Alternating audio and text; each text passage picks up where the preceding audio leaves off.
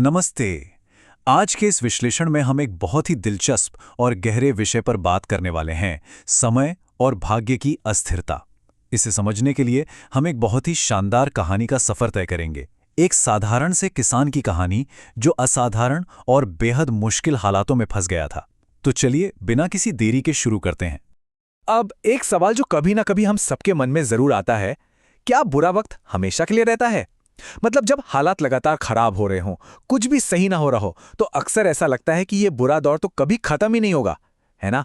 यही वो सवाल है जिसके इर्द गिर्द हमारी आज की ये पूरी चर्चा घूमने वाली है। तो इसे बेहतर ढंग से समझने के लिए चलिए मिलते हैं रामू से और देखते हैं कि निराशा के उस दौर में उसके साथ क्या हुआ। रामू एक बेहद मेहनती किसान था, लेकिन उसकी किस्मत आप कह सकते हैं कि बिल्कुल उसके खिलाफ चल रही थी। जरा सोचिए, पहले महीनों तक भयंकर सूखा पड़ा। फिर जब लगा कि अब शायद कुछ ठीक होगा, तो इतनी भारी बारिश हुई कि रही सही कसर भी पूरी हो गई। मौसम के इस एक्सट्रीम बदलाव ने उसकी खेती पूरी तरह तबाह कर दी। हालात दिन ब दिन बिगड़ते गए और उसकी सारी फसलें बर्बाद हो गईं। वो तबाही के बिल्कुल मुहाने पर खड़ा था। ऐसे में कोई भी इंसान हार मान लेगा, राइट? अपनी इसी भयानक परेशानी से तंग आकर रामू मदद की उम्मीद में गांव के एक बुजुर्ग के पास पहुंचा। उस बुजुर्ग ने रामू को कोई पैसा या अनाज नहीं दिया। इसके बजाय उन्होंने उसे एक छोटी सी रहस्यमयी अंगूठी दी और एक बहुत ही सख्त हिदायत दी। उन्होंने कहा, जब तुम्हें लगने लगे कि सब कुछ खत्म हो गया है, कुछ नहीं बचा, सिर्फ और सिर्फ तभी इस अंगूठी को खोलना और इसके अंदर जो लिखा है उसे पढ़ना। सच में एक बहुत ही अजीब सी शर्त थी। और फिर वो पल आ ही गया जिसने रामू की जिंदगी की दिशा बदल दी। कुछ ही महीनों बाद नौबत यहां तक आ गई कि घर में खाने को दाना नहीं था। भूखमरी सामने खड़ी थी। रामू अंदर से पूरी तरह टूट चुका था। घोर अंधकार और निराशा के उस सबसे निचले बिंदु पर उसने कांपते हाथों से वो अंगूठी खोली। उसके अंदर एक बहुत ही छोटी सी पर्ची थी, जिस पर बस एक लाइन लिखी थी, ये समय भी गुजर जाएगा। बस। लेकिन यकीन मानिए, ये सिर्फ एक वाक्य नहीं था, ये उस अंधेरे में आशा की एक बहुत बड़ी किरण थी। सोचिए, सिर्फ एक विचार ने कैसे सब कुछ बदल कर रख दिया।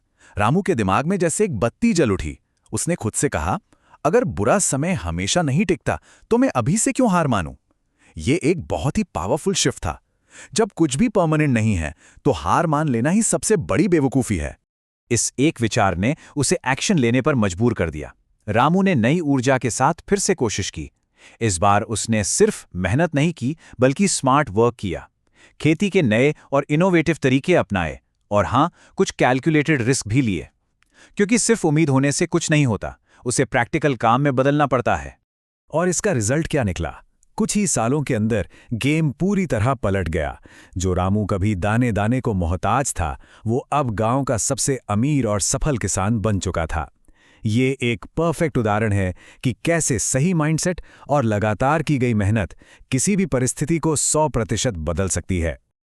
लेकिन रुकिए, कहानी यहाँ खत्म नहीं होती है।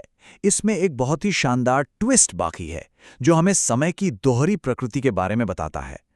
एक दिन जब सब कुछ परफेक्ट चल रहा था, सफलता एकदम पीक पर थी, तब रामू ने उस अंगूठी को एक बार फिर खोला।